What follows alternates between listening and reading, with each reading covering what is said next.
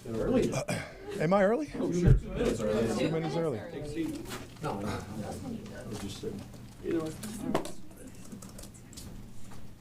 Wait for my guys to get. You can grab some cake while you're waiting. I saw some cake out there. Pretty good. You guys good back there? It's a little dry. Justin, everybody good?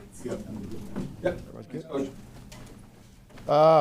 Obviously, disappointed for our organization, for us, for our fan base, for all of us, but the work has started today. 2025 starts today for us, and the process has already begun. Obviously, the things that we have to do, myself, Terry, Greg Beatles, all of us involved, getting together and figuring out how to be where we want to be and finding a way to get there. And with that, I open up questions. Yeah, Coach, what will be some of the keys as you move forward to try to, move up in the National Football Conference and be a legitimate playoff contender and maybe even make the playoffs in the future? Yeah, you're exactly right, Led. We got to go out and find ways to get better. And we got to continue that growth mindset that we started this year that we were not able to finish. We came up short, and it's disappointing for all of us, how it happened. And we got to find ways to mitigate that load that we had in the middle of the season so we don't have that, so we can continue to get better throughout the season. We can maintain excellent play across the board for all our guys in order for us to be able to go out there and finish and find ways to get into this tournament. There's nothing anybody else wants to do but do that. So let's go find a way to do that. What went wrong? I know it's early. Y'all haven't had time to do the extensive film review, but what were some of the things that went wrong? You were at the top and ended, a little bit below that. Yeah, we didn't do a good enough job. It starts with me. We got to find ways to win games. We got to find ways to be more consistent. We got to find ways to win those very winnable games that we had on our schedule, that we had a chance to win. We got to find ways to get better on all sides of the ball. We got to find ways to get better across the board. We got to find ways to get better with us, and that's what we'll do. And we'll have a dedicated staff. We'll have a dedicated people that's going to do that for us, and it starts with me, and we'll go out there and do those things. When you look back at yesterday's game, were you able to pinpoint why the defense performed the way it did? We had an awful game. We gave us some explosives. We had a game like that just recently in Minnesota where there was some confusion calls in the back end and allow wide open players, and we can't do that. And those are things that can't happen, and it doesn't matter who goes out there. It doesn't matter what happens. The understanding has to remain the same. We have to breed that kind of confidence about us. And, I don't want to discredit Carolina and what they were able to do. Bryce made some plays, made some people miss, bought some extra time, made plays down the field. But we are definitely better and more capable of playing at a higher level than we did yesterday. Raheem, on Lake, are you expecting him returning, and how do you just kind of evaluate his overall year? We got to evaluate all of our coaches. We got to evaluate all of our players. We got to evaluate everything that we do from a whole program standpoint, and we will do those things. That's what starts today, Daniel. That's when we'll get out there and get those things going. We'll have a couple of days, couple of weeks, couple of everything to evaluate everything. We'll have a chance to get back together and really talk about these things, and that's the process that happens now. There'll never be anything that's the same in the National Football League, whether it's players, whether it's coaches, whatever the case may be, since I've been here. So since I've been lucky enough to be in the league, that's just how it is. We'll do those things now. Coach, obviously this isn't the way that you envisioned it ending for the season, but what are some of the pros? What are some of the positives that you take out of this season that you start building on from the ground up going into next year? It definitely starts with what we talked about when I first got here, talking about getting the quarterback in that room and what we wanted to do for the long term. And Michael Penix in these last 3 games has definitely shown us that, and that's definitely our positive. Pairing him up with Drake London, pairing him up with Bijan Robinson, and watching that combo get a chance to start fresh and do some things will really be positive. Getting Mooney back are some of the things that's going to be positive. Obviously, watching those guys go and grow is some things that you want to really, really lean on. Watching a young guy like A.J. Terrell get a contract this year and really assert himself into a leadership spot. Jesse Bates having the ability to play at a very high level. And guys like that and be able to do things like that is something that really fires you up. There are guys all around that you got great character in, like a Grady and some of those guys that we got people that can do those things. And, now we got to go out there and do it, right? You got to start the thing over, and you got to build up those positives, and you got to find ways to get better so you can compete in the things that we want to compete in and be able to do those things at a high level. Do you envision changes? Like from bird's eye view, I know it's early, but do you envision things kind of changing? I mean, I haven't been around the league for a while, and very rarely do things get a chance to stay the same. And there's always going to be changes from all standpoints, and there's always going to be changes that you can do, especially when you start the evaluation process. I think the thing about being brutally honest with yourself, I think is about being brutally honest with each other and really having the ability to go out there and really participate in order to do the best thing for our fan base and our fans. How do you evaluate the year you had on special teams? Obviously, a couple kickers coming in, the return game. How do you get better in that phase of the game? You know, obviously we missed entirely too many kicks this year. The brutal honest truth, and that can't happen. So we got to find ways to make those kicks. That certainly plays into the part of not winning the amount of games you want to win. We got to find ways to create that competition across the board for all of us. We got to get Koo healthy, get him back. We got to do some of the things there. Obviously, we're going to go into where we got to go to see who our returner is, to be able to see if we can activate some of those things more. But from an overall standpoint of us playing special teams, we made a lot of plays. We did. We scored touchdowns on special teams. We blocked kicks. We've done a lot of really good things. But moving forward, we want to find ways to get better. And it starts right now with a negative on how we can get better to make sure we can ensure that we have the ability to make the kicks when we need them. You mentioned change. How do you balance patience with saying, hey, this is a new unit, new coaches and all that, versus wanting to make changes and wanting to see the success rate? That is always the part you got to deal with, right? That's always the part you got to digest. That's always the part you got to go. That's why you don't want to make the emotional decisions after a game, whether it's yesterday, at the game right away. Want to be able to sit down, cooler, calmer head, obviously, than I was yesterday. Able to sit down, be able to look at those things over the next couple of days and the course of the next week or whatever the case may be, and then make those decisions. Where do you proceed with Kirk?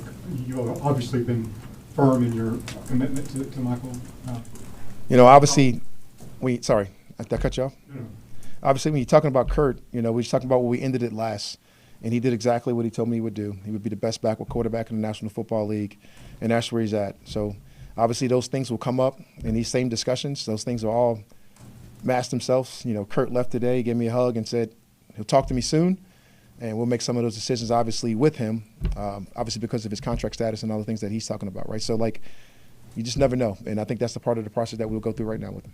I'm sure y'all have contingency plans about that contract and about Kirk, but how much does it kind of look, when you're looking at the plans that you want to do and the steps that you want to take forward, how much does that decision on what is happening with Kirk dictate what you do moving forward in this offseason?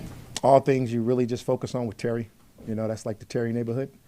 We'll get together and kind of have those discussions. We'll be able to put those things in alignment, how we got to have it. It's the cost of doing business, how you go about your process, and you know, all the things that I'll definitely have high discussions with Terry about. When you look at offensively and what this team was able to do, not just yesterday, but the last 3 weeks, and you talk about Michael being the light at the end of the tunnel, does that almost shift priority this offseason to firming up the defensive side of the ball? You could say that, Tori, but, you know, realistically, like, it's whatever you think you need to do to win. You know, it's like that's always going to take precedence. And when we get a chance to do all the evaluations and get a chance to look at our team, and you get a chance to look at it on paper, and you get a chance to watch those guys go out there and participate in the off seasons and do some of those things, that will always be a real focus on what you need to do in order to win football games. You're obviously disappointed right now, but looking at yesterday and the offense, career highs, you know, for Deshaun and Drake and obviously, you know, Penix, going into next year with this offense and, you know, with Zach Robinson, is there a little bit of excitement, you know, and how do you feel like Zach Robinson did in his first year as a play caller? You're spot on, Mark. Like this is 100% an awful day. Hate it, right? And it's disappointing. And the results and what we got and for our fans and for us is disappointing, you know, but when you look at those guys on the offensive side of the ball, it does create a certain urgency and a certain excitement for you personally. And this is a disappointing day because you want those guys to be able to showcase that at a high level. And we'll get there, you know, and it's our job to get there, and we have to get there. But it's certainly a disappointing day when you know you don't get a chance to do that. How much did those 3 starts for Michael, how much will that help propel him into the offseason and growth? Because now, you know, he didn't sit on the bench all year. He's going to go into next year with 3 under his belt. How much do you think that will help him moving forward? I think anytime you get a chance to play at a high level like he was able to do in the last 3 weeks, and, you know, that Washington playoff-like environment, yesterday playoff-like environment, and having the ability to go to make some of the plays that he made and some of those clutch, fourth quarter, down by 7, leading us to a drive to go up there and tie it or try to take a lead, whatever the case may be, starting off a game, going through the whole process, taking a game plan, going out and practice and executing, making some of the throws that he was able to make yesterday. All of those things will propel him into 2025, which starts today for us. But that's certainly a part of the stuff that's going to help him get better. He had just got going. He was starting to get confidence. He was playing with a lot of confidence. He got a chance to go out there and actually be able to do some of the work that he's been talking about in practice from behind with the clipboard. He got a chance to go out there for the last 3 weeks and execute some things, and very pleased on what he was able to do. Would have loved to be able to get him a couple wins in there. To follow up on that, when you are kind of planning for what this offseason could look like with Mike, and he goes into this offseason knowing he's the guy, what goals do you have in mind for him? I know last night you talked about layering throws and wanting to see him improve in that, but if you could kind of give a snapshot of what your goals for Mike in the offseason are, what would they be? Growth mindset, time on task with his guys, and making sure he has the ability to go out there and find ways to make himself better every single day while he's getting better with his guys and having the ability to forge his identity and what we're going to look like on offense and how we're going to move forward. This young man is in a growing state, and he loves it. He loves football. He's as poised as it gets. He's fired up as it gets. He sees the game well, and he gives us all a little bit of excitement when you get a chance to coach him. You were brought here, obviously, the leadership of the franchise thought this was a playoff team, and you were hired with that expectation. As you look at the job that you did, are there already things that you know that you want to do better, have to do better as you go into this offseason? Yeah, you certainly always got to self-evaluate and what you want to do better and how you want to do those things better. And you certainly want to be able to do things better for yourself. You want to be doing things better for your organization, for everybody. So this disappointment comes not just blaming and pushing on anybody else. You somewhat internalize it all and put it on yourself, and then be able to breed it out across the organization so we can go out and make those things better. So you definitely got to always self-evaluate yourself as well, and that's a part of our evaluation as well. I mean, do you already know, having been through a season, I need to do this better, or we need this for person on staff or whatever else it might be? You already know some things, and you already talk about things with yourself, but there's always things that you can do to get better even further, right? You don't assume. You go out there and you go through the process, and you take your time, go through your process, and you go about it and do what you need to do. How much did the few starts that Mike got and just everything he was able to handle throughout the season reaffirm all of the beliefs that you had in him when you drafted him? That's a tough one, because, when you went out there and you evaluate him and you fell in love with the young man, and the reason you did draft him was because of what we got when we brought him in. And it was a poised young man that can learn, that can throw, that was really dialed and locked in. And then you got a chance to go watch him actually do it. For you guys, it was the first time you guys saw, but we had kind of been seeing it, behind the scenes, so to speak. For it to come out, I think is pretty good. For him, it definitely affirmed some of the things for our fan base. It definitely affirmed some of the things for the people in this room. But for the coaching staff and a lot of people that was in the building, we saw a lot of promise in a young man from just practice. You mentioned fan base. What would your message be to them after this year? We got to find ways to encourage these guys to get them right. And the only way you do that is to go out and do it. And we got to, and not much different than what Matt Ryan talked to us about. You got to go prove it. And really it's about us just going to do it, not really talking about it. Given what you've said about Mike and how we've seen him perform these last 3 weeks, and considering the team was basically 1 game short of the playoffs, is there any regret of not putting him in there sooner? It's never like a regret thing. You got to make the decisions. You got to do them when you think they're the right way. And when the decision was made is when I felt like the team played really well outside of our quarterback position, and that's when I made the change. And when you make that change, it's hard to say you regret it because you had a lot of confidence in the guy that was out there before, and we just were unable to get it done. And you got to make those decisions, and we're put in this vision to make decisions. I'm in the decision-making process, and I made a decision when I did, gave us the best chance I thought to win. And so that was the decision at the time. So it's hard to say regret, but the kid's in a good spot. Rod, do you watch the games this weekend? Do you want your players to watch the games this weekend? What do you want to do there? Definitely do. I actually driving home last night from the game is exactly what you tell them. and you get a chance to talk to a couple of the special players on this team that you guys know. I won't even call all their names, but you call them and you say, hey, get away a little bit, get a chance to watch these playoff games and let it sting. You want that to sting. You want that to simmer. You want that feeling of that want to hit them. Just like your coaches, you want all that stuff to happen because the only way you get it is you absolutely want it and you go for it. And now we just got to do that. What have the conversations been like with ownership, Arthur Blank, about the direction that you all headed coming off this season? It's kind of unique when you talk about Arthur because I get a chance to talk to him so much, right? We get a chance to conversate every single week. We get a chance to talk about what it takes to win a game. We get a chance to talk about what went right or went wrong every single game.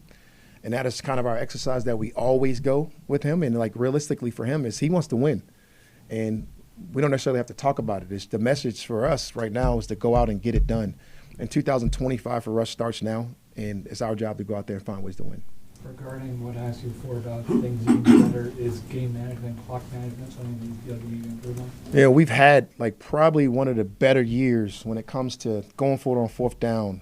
Obviously you had one of those deals, the snafu, whatever you want to call it, with the timeout, and that was the decision you made. That's a part of making decisive decisions and really doing it at the time. But, when you really go back and look at it, it's been one of the top notches in the National Football League, and that's always something you want to go review. You'll review those things from a year basis every single year of football. That's how you learn. That's how you grow. That's how you make decisions. That's how you go about your business. So, when you do that, that's going to be a week-to-week. That's going to be a yearly thing. That's going to be done from a history thing of situational football and how you get that better and what's the best ways moving forward. So, yes, you always look at those things. As you all get to roster improvement, how much will you got 23 free agents, you got possibly 10 guys coming back from IR. Is that kind of the first place you all look internally and trying to improve the roster? Definitely. You start with your team first. That's what we're going to this week, in the season evaluations.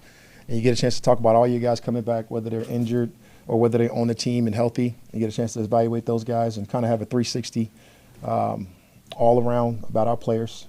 And then obviously that opens up into UFAs next, and then obviously to our college draft and so on and so on. And, obviously the undrafted free agents after that, in order ways to acquire talent and acquire players. And those things are being done. And that's all collaborated with obviously Terry and his team and Ryan Pace and Kyle and all the guys that are involved with that, and Tumbo and everybody that's able to give us information. Now is the time for those guys to really catch the coaches up to all the things that we got to do, that they've been doing, the work they've been doing behind the scenes. They'll be able to catch us up with some of those guys and get some evaluation from all of our guys. And then we'll get a chance to collaborate sometimes at different moments of the segments of the year based on the calendar, when we can have a chance to get together and really talk about those guys and harness the information to find out what culture fits and what is a Falcon and how they can be involved and put into our situation. And those are all the things that's going to happen over the next couple of months. And it started, like I said, it started today. To that end, when you look at the fact that last year you got here late January, full coaching staff in probably mid-February, and you have to kind of expedite that process of marrying philosophies with you and Terry and y'all's staff.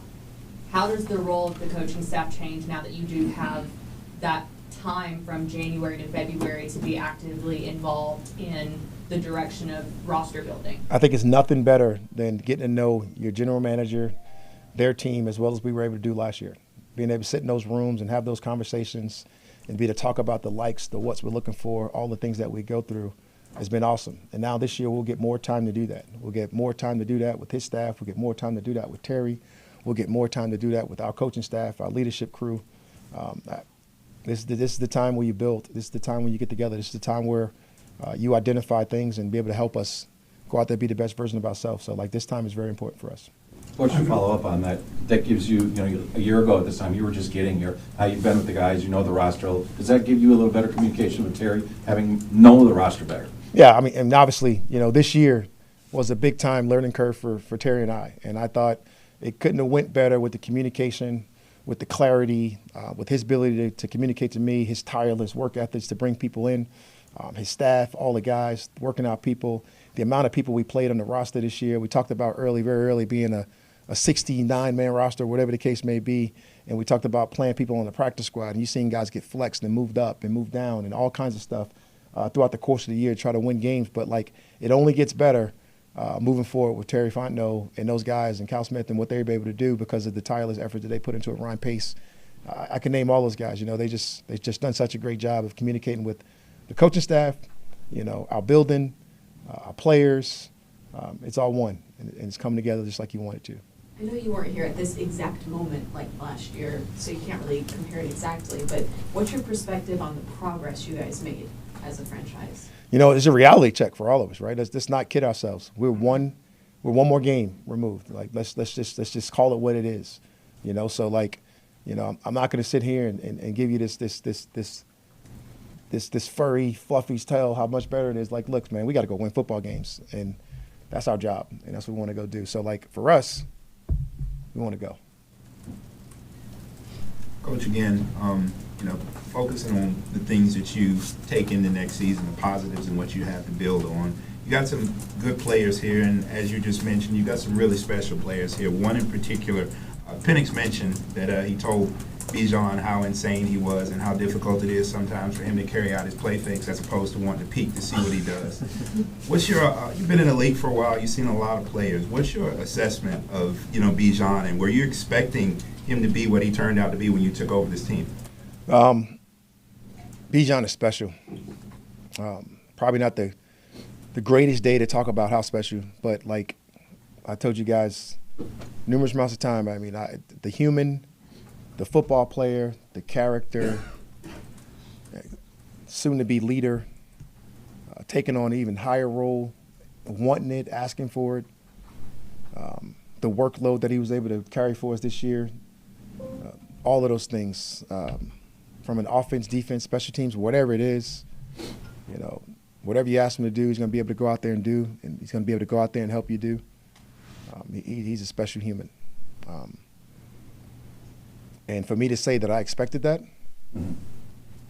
I don't know. Like he's as special as he get. From your involvement with this organization, how long there's been discussions about improving the pass rush. Would you have expected the late season surge in sacks to have a bigger impact on the overall defensive production? And was there enough improvement shown that doesn't have to be an all-season priority any longer? You never say it's not going to be an off-season priority. Just for the philosophy of the organization, it starts up front.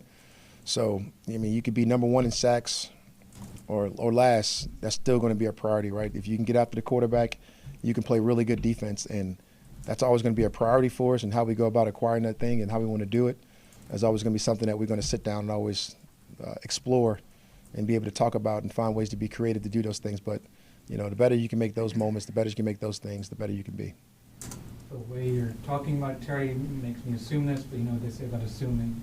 Do you know for certain that Terry will be going with the team going forward? I would like to hope so. And for me and Terry, this thing's just getting started. And I love working with them. I love being with them. And obviously I don't do contracts, but Terry and I have a great working relationship in what we're doing. We're moving forward together right now in this process. We'll be together in this process. We'll be together over the next couple of weeks talking to our players, really setting expectations for where we want to be and some of those different things as we get a chance to connect with our whole team. Everything that we're going to do, we're going to do together, and we'll be right next to each other. You mentioned the learning curve between you two. Where did that manifest, in your opinion? Was it communication? Was it on the field? Started really early. Started really early through the process, even when I was still out in L.A. And we were able to communicate every single day on Zoom. Started there. It was able to get back when we got to here, when I was living back there in those dorms. And he basically would stay here with me, and we would be able to watch tape together and go over different things. And it just kept going and growing throughout the season as we were able to communicate and talk about the dialogue of our players. We were able to talk about what it takes to win each game and how we wanted to present those things, and how much support that he has been able to show me throughout the course of the year. And now I just can't wait for next season to show it.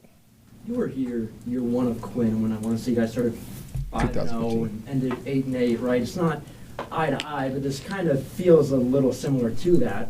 Do you feel like you guys have what you need to make that year one, year two leap?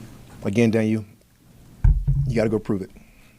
And don't matter what I think right now. When the season starts next year, I got to make sure we're ready to go prove it. Remember what happened that offseason that kind of allowed that leap? I could tell you what happened. I moved the offense. We went out and got Mohamed Sanu in free agency. We went and got Alex Mack in free agency, play center for us. Matt Ryan was back. We added Taylor Gabriel at receiver. We were able to go out there. Our two young dynamic backs played really well. We were opportunistic on defense, getting the ball back. We had a pretty good year. We've talked a lot about the offense's potential moving forward, but where do you see the defense? There are more players whose future in Atlanta is questionable as opposed to the offense. I think it kind of starts with the core guys. And we talk about the core guys, talking about A.J. Terrell. And the year he had this year was outstanding, and he played really well. You're talking about Jesse Bates. We're talking about the things that he's done and been able to do since he's been here as a Falcon, and really the same character traits that you talk about when you talk about our guys and what they do and how they do it. The development and the growth of Caden Ellis over the course of this year and the last couple of years, and who he's become and all the things that he affects, whether it's pass rush or run fits and everything on our defense. And then really that youth group that's got to come be a part of that fold when you're talking about some of the guys we're getting back, the Trices, Rook in his second year, Dorless and some of those things and pieces like that's going to come together on that side of the ball. And then obviously you always got your free agents and people like that you got to go out there and look at and see what's going to happen. But, obviously that part of it all starts right now. Obviously offense had a really good day yesterday. It's easy to talk about the big three from yesterday. And then Mooney obviously didn't play with the shoulder, but you always got to think about that. 2 receivers, almost 1,000 yards, 2 backs, one with 15, one with almost 7. Best years from Ray McLeod and things of that nature. But you got a lot of similar traits over in the defense, and they showed it in small segments and windows. We just got to make it more consistent throughout the stretch. Why was there that confusion in the back end that you referenced yesterday? You got to play visual defense at times in zone, and when those things happen and your vision is off, you can mess those things up. When you get thrown out, when you're not the starter, some of those things can happen in that things, but those are all things that you got to clean up. Those are all things you got to have better. Every single week, something you got to work on. Raheem, most games are tight in this league. But you guys played in 12 one-score games. Yes. You were 6-6 in 12 one-score games.